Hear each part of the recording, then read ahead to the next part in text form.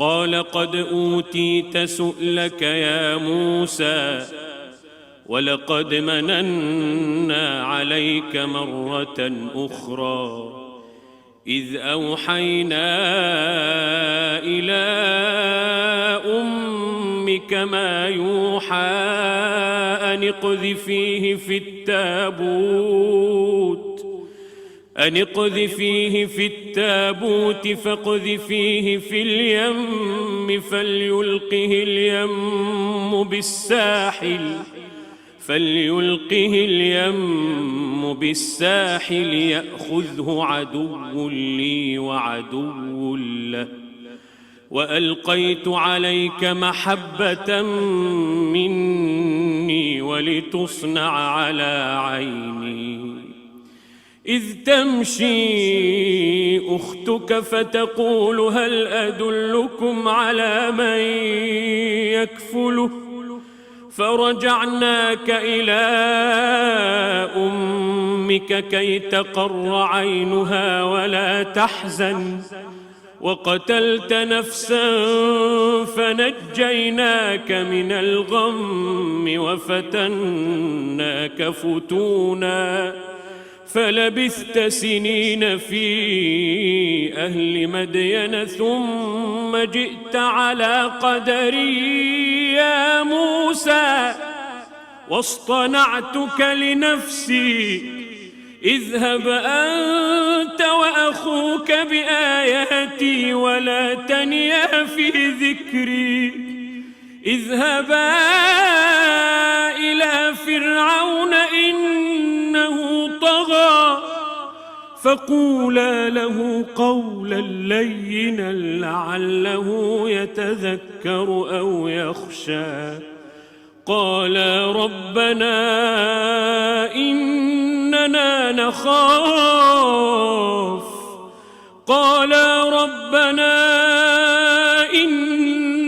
نخاف أن يفرط علينا أو أن يطغى قال لا تخافا إنني معكما أسمع وأرى فأتياه فقولا إنا رسولا ربك فأرسل معنا بني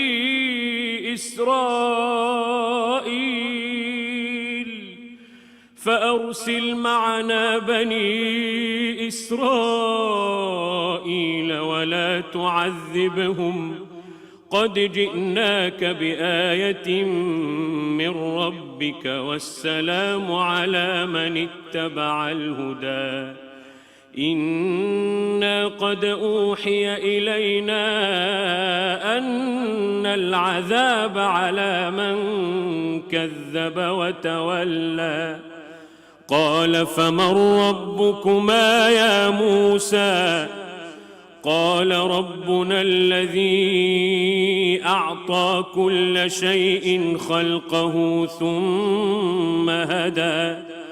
قال فما بال القرون الأولى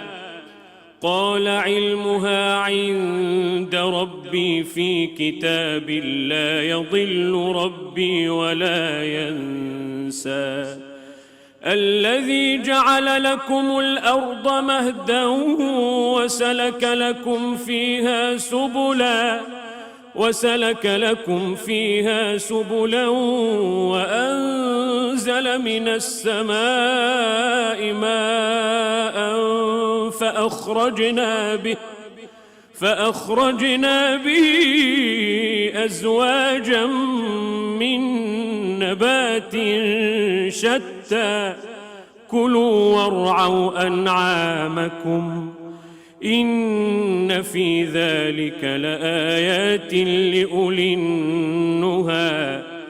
منها خلقناكم وفيها نعيدكم ومنها نخرجكم تارة أخرى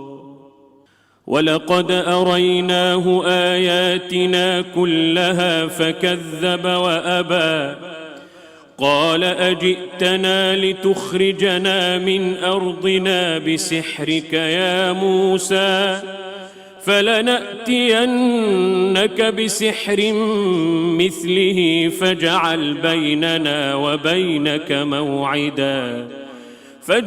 بيننا وبينك موعدا لا نخلفه نحن ولا أنت مكانا سوى قال موعدكم يوم الزينة وأن يحشر الناس ضحى فتولى فرعون فجمع كيده ثم أتى قال لهم موسى ويلكم لا تفتروا على الله كذبا فيسحتكم بعذاب وقد خاب من افترى فتنازعوا أمرهم بينهم وأسروا النجوى قالوا إن هذان لساحران يريدان أن يخرجاكم من أرضكم بسحرهما ويذهبا بطريقتكم المثلى فأجمعوا كيدكم ثم أتوا صفا وقد أفلح اليوم من استعلى قالوا يا موسى إما أن تلقي وإما أن نكون أول من ألقى قال بل ألقوا فإذا حبالهم وعصيهم يخيل إليه من سحرهم أنها تسعى فأوجس في نفسه خيفة موسى قلنا لا تخف إنك أنت الأعلى وألق ما في يمينك تلقف ما صنعوا إنما صنعوا كيد ساحر ولا يفلح الساحر حيث أتى فألقي السحرة سجدا قالوا آمنا برب هارون وموسى قال آمنتم له قبل أن آذن لكم إنه لكبيركم الذي علمكم السحر فلأقطعن أيديكم وأرجلكم من خلاف ولأصلبنكم في جذوع النخل ولتعلمن أينا أشد عذابا وأبقى قالوا لن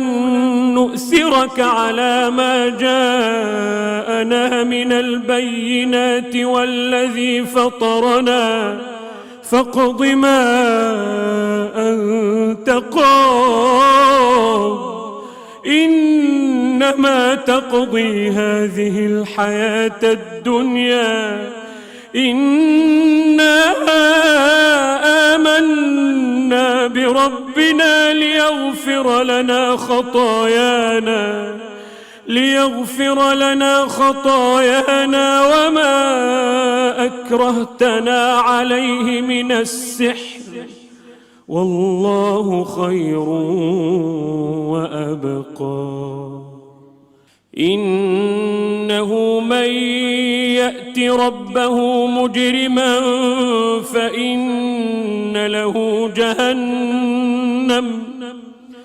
فإن له جهنم لا يموت فيها ولا يحيا ومن يأته مؤمنا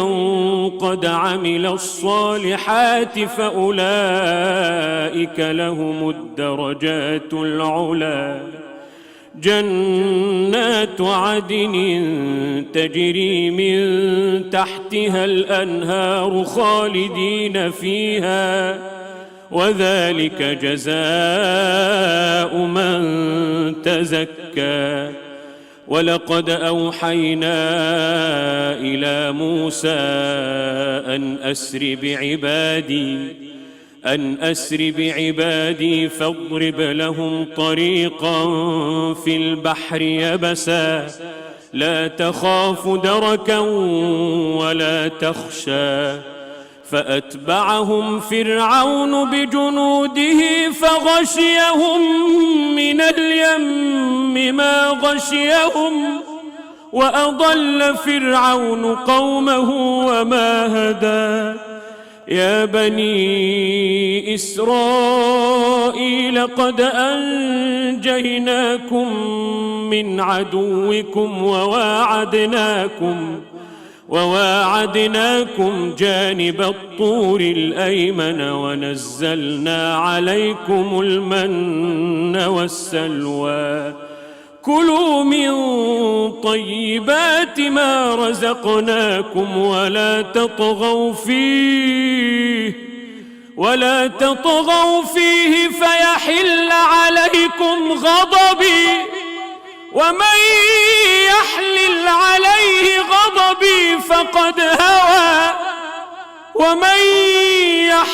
عليه غضبي فقد هوى وإني لغفار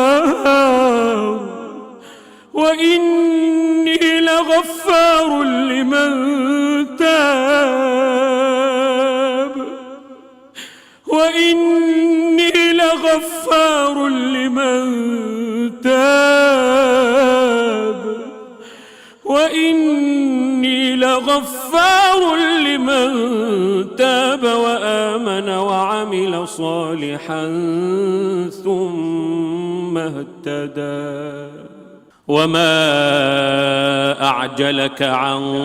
قومك يا موسى قال هم أولئك على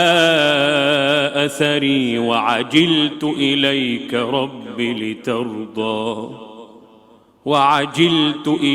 رب لترضى. قال فإنا قد فتنا قومك من بعدك وأضلهم السامري. فرجع موسى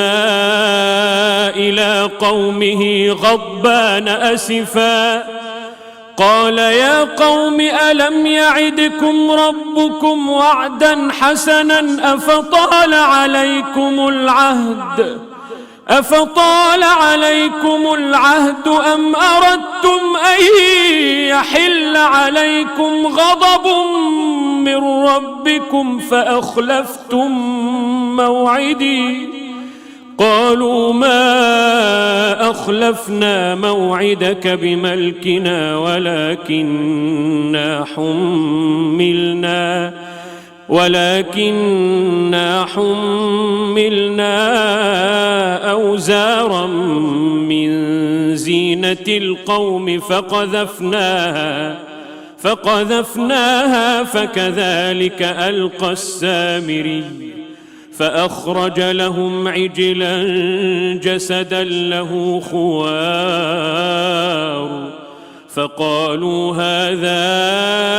إلهكم وإله موسى فنسي.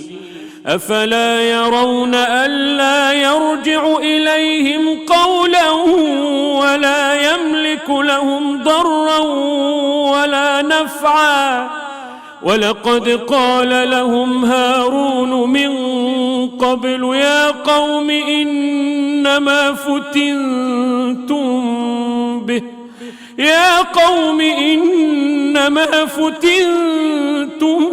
به وإن ربكم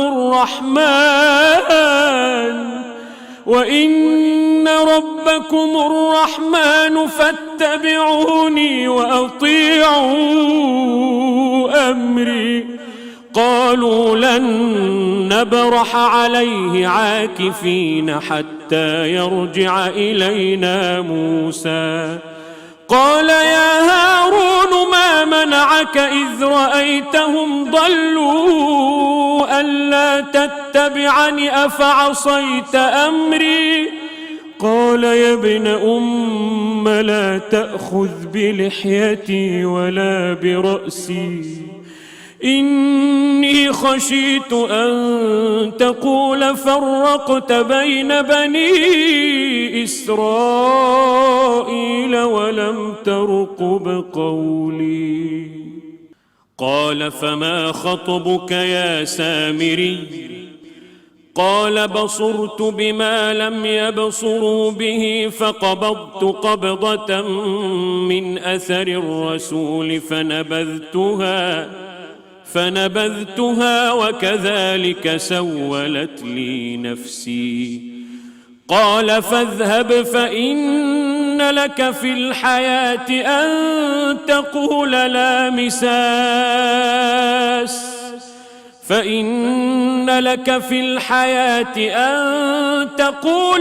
مساس وإن لك موعدا لن تخلفه وانظر إلى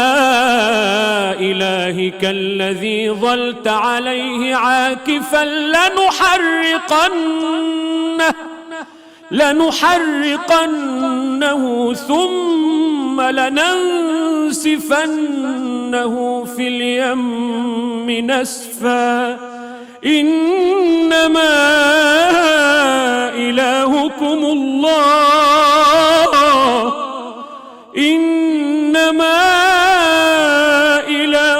الله الذي لا إله إلا هو وسع كل شيء علما كذلك نقص عليك من أنباء ما قد سبق وقد آتيناك من لدنا ذكرا. من أعرض عنه فإنه يحمل يوم القيامة وزرا خالدين فيه وساء لهم يوم القيامة حملا. يوم ينفخ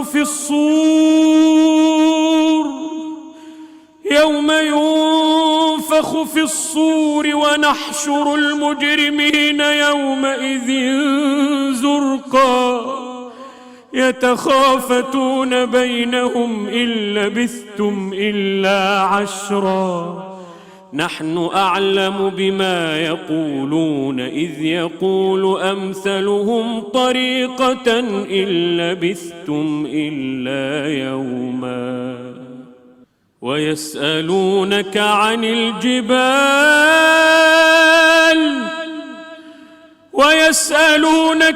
الجبال فقل ينسفها ربي نسفا. ويسألونك عن الجبال فقل ينسفها ربي نسفا فيذرها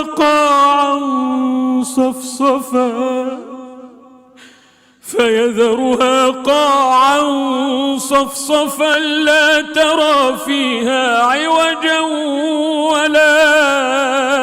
أمتا. يومئذ يتبعون الداعي لا عوج له وخشعت الأصوات للرحمن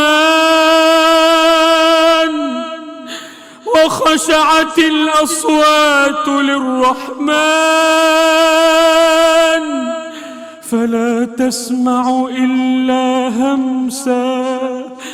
يومئذ يتبعون الداعي لا عوج له وخشعت الأصوات للرحمن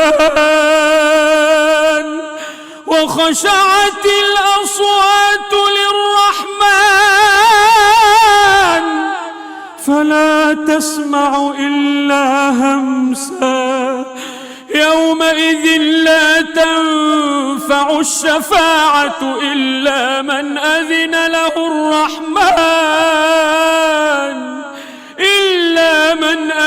له الرحمن ورضي له قولا يعلم ما بين أيديهم وما خلفهم يعلم ما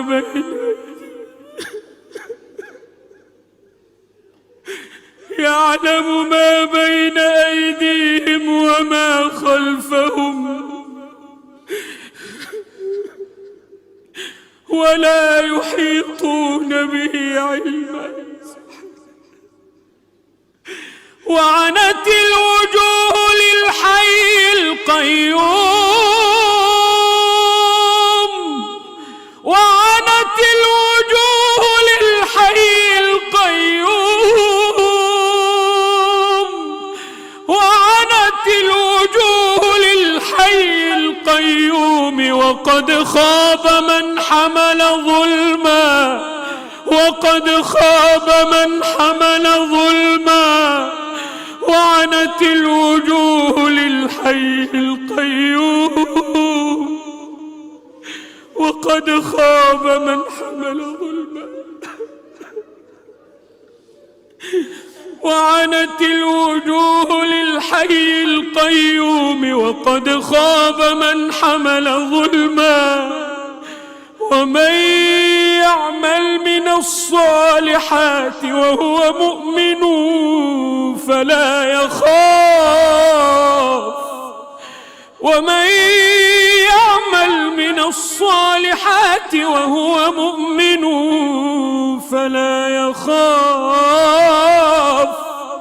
فلا يخاف ظلما